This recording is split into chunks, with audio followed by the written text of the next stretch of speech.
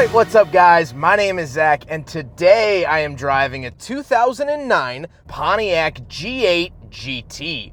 Up front is a 6.0 liter V8, and down below is a 6-speed automatic transmission. Now, I am super excited to be driving this here G8 for many reasons. This is one of those cars that has always seemed to get away. I was offered a couple of them in the past, but something always fell through. So, I'm excited to finally share the G8 with you guys in all of its glory. But before we get on to anything else, I have a website, zachpradel.com, where you can buy stickers and other merchandise when it becomes available. You could also submit your own vehicle to be reviewed by me through a quick and easy submission form. You get a video of your car just like this one, and you could read my behind-the-scenes blog to see what I'm filming before it comes out on the channel. But let's get back to that 6-liter V8 up front. Well, there's a couple engines offered here in the G8.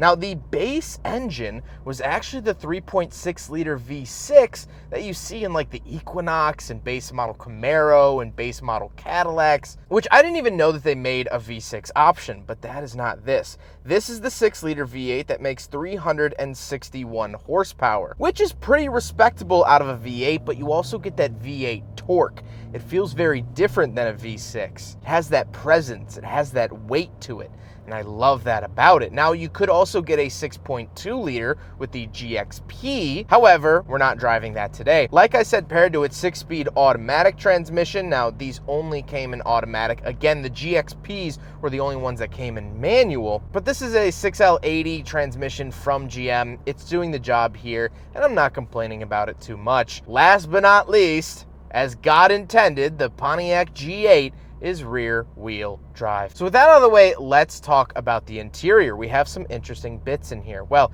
in front of me, I have 4 physical gauges and a screen. On the left is my coolant temperature and tachometer. On the right is my speedometer and fuel. And then I do have my little screen in the center, giving me some information that I can swipe through and change the screen a little bit. Now, it is monocolored. It's not very interesting to look at, but for 2008, this was kind of the gauge technology that we were working with, so par for the course. On the steering wheel, on the left, I have my selector dial, source, and trip options for that gauge screen. And then on the right, I have my voice commands, volume, and that's it. The steering wheel looks pretty dated at this point. However, it is very signature Pontiac, and I love that. And it's not the same steering wheel that they stuck in the Pontiac G6 and the Chevy Corvette and the Chevy Captiva. It actually looks and feels like its own separate thing, and I really like that feeling. Off to the left, I do have a climate control vent, gauge dimmer switches and headlight switches, and on the door, I just have my latch get in and out and one of my speakers. So this does come with an 11-speaker system as opposed to the base model G8 that didn't. Moving into the center, I do have a nice cubby, and this does have a aftermarket mount installed in it, 2 climate control vents and the hazard switch, and then my infotainment system. So this is pretty dated at this point. Doesn't look super modern, but I do think it's held up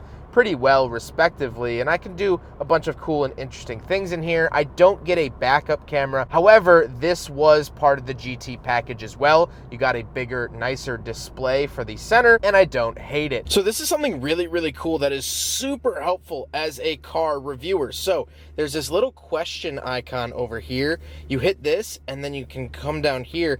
What does each button do? Any of these buttons, it'll tell you exactly what it is. That is so helpful as a reviewer. Or if you're a first-time purchaser, it says what everything does. Like ASM is automatic station memory. That's so cool and so helpful. Why don't more cars do this? I don't know, but I love that the G8 does. However, down below we do have our volume and tune knobs and things like that. But then it says Blaupunkt? Blaupunkt? I have no idea what this means. I've never seen it in a GM vehicle. Maybe it's one of them Aussie things. Then we have dual zone climate. Again, this is another part of the GT package that the base model didn't get, was dual zone climate, which I really, really love. Then I have the 12-volt outlet / cigarette lighter and a little cubby. And then I have my traction control surrounded by heated seat options. So these seats are heated, which is very, very nice. And although it is still hot out today, I feel like I will pleasantly enjoy here in a couple of months. Then we have the shifter itself. This is very basic GM, pretty unamusing here. Not really in love with it. However, it does the job, it functions, and that's all I can ask it to do. But interestingly enough, down below this, we have more buttons, and this is actually where you'll find your power mirrors and power windows. I suspect that because this vehicle was predominantly sold in right-hand drive markets, this was so they only had to engineer one switch panel for both markets. That would be my assumption.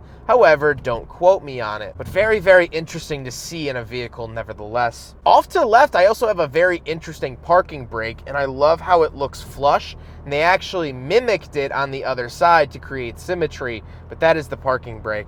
Really, really cool. Then we do have cup holders. So we will do a big friggin' bottle test here in the Pontiac G8. And unfortunately, this big rear-wheel drive Screaming Eagle sedan fails the big friggin' bottle test. Then I do get a center console with some red leather on it. So this car came with a red leather package, which is fantastic. A rare option according to the owner. And I think it looks really, really good. Speaking of which, the seats are finished in the same red leather as the center console. And the fact that this car is red really, really adds to it. I think overall it makes this car look really, really sporty and definitely of the era. Speaking of the era, that's a bucket list review right there. That little bubble wagon Taurus. Come on. But getting back to the G8, I really, really love the seating position. The seats do sit higher. However, the reason I bring that up is because I also noticed that in this vehicle's sister car, the GTO. I don't know why. The seats are just very, very cushy, but they sit up a lot higher than in other sedans. Just something to point out. However, speaking of seats, we do have back seats, so let's go do a back seat review. All right, so we're in the back of the Pontiac G8, and first of all, the first thing I noticed was that these seats really sink in. They really do feel like full bucket seats. Now, they're not really bucket seats, but they definitely feel that way. They sort of tuck you in, and I really, really like that. Sitting here also, I'm getting a lot of flashbacks. I used to own a 2007 Pontiac G6, and just sitting back here definitely brings back memories. But I do have vents back here, very, very nice. Knee room great, headroom great. I am 5'11", not a small guy, and I fit back here very comfortably, something American sedans have done very, very well. But what's interesting is the actual window switches here on the door. They're just up arrows and down arrows. I don't know if I've ever seen that on a car. I also do get a center console. It's just a big, giant foam brick. And that's pretty much it. Now we will hop around the very back. We'll talk about the trunk and cargo space, and then we'll talk about the looks. So on the key, I actually do have a little trunk button. If I can use my manly muscles to hit it. There we go. Pops it up like that.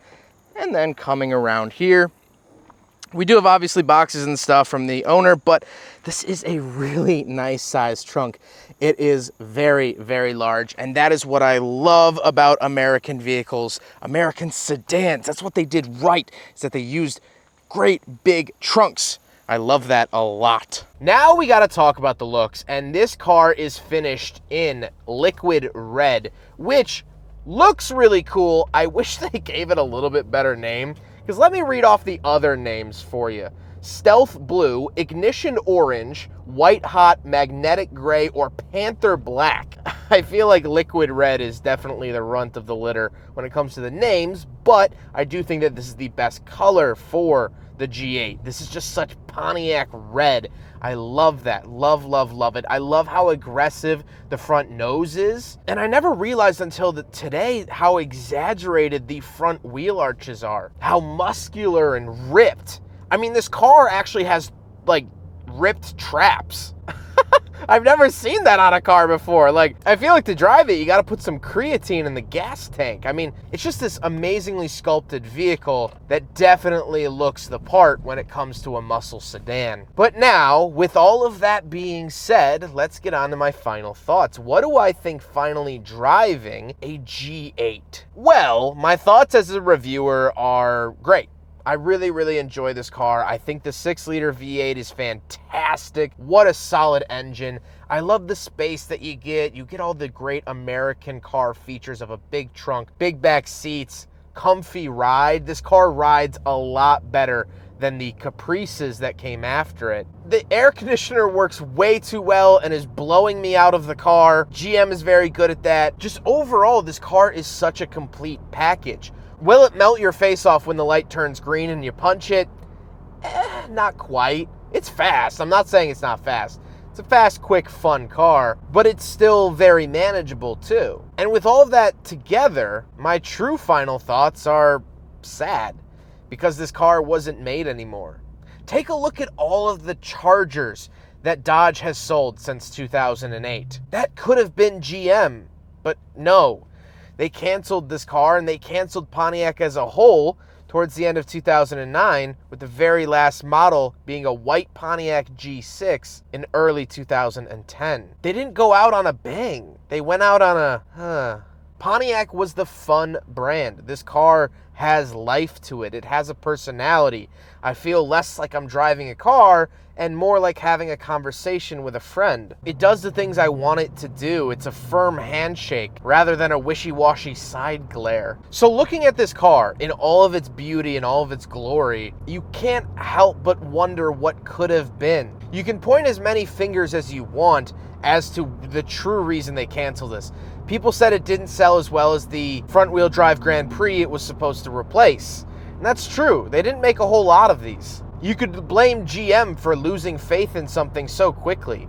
Oftentimes, they'll make a car for a year or two and kill it, like they did with this, only 2008 and 2009. You could blame the economic recession, which honestly I think is the biggest reason of all. People weren't really in the market for rear-wheel drive muscle sedans. They wanted economy cars. They wanted something just to get them through to the next year, and the G8 doesn't really fill that. This isn't a guinea pig or a gerbil. This is a turtle. That thing might outlive you. But no matter the reason, these are getting more rare. And that's just the truth of it. And so that's why I was so excited to take this car out and get some high quality footage of a vehicle that we might not see on the roads in 10 years, 20 years. And especially we'll never see manufactured quite like this ever again. Now, there were spiritual successors to this vehicle, the Chevy SS, the Chevy Caprices, of which I've reviewed all of those cars that you just saw. So if you want to look them up, I have them on my channel and I highly recommend it. But I don't think those cars quite had the personality of the G8. This car is a rolling love letter to the American sedan, and I love it for that. Huge thank you to Alex for letting me take out his G8. This thing is so cool. Such an awesome snapshot of one of the last great cars that Pontiac ever made. This car is in excellent condition. Alex has been fantastic to work with, and I appreciate him very much. But I hope you guys enjoyed the video. Don't forget to rate the video, comment on the video, and subscribe if you really liked it. Take care, guys.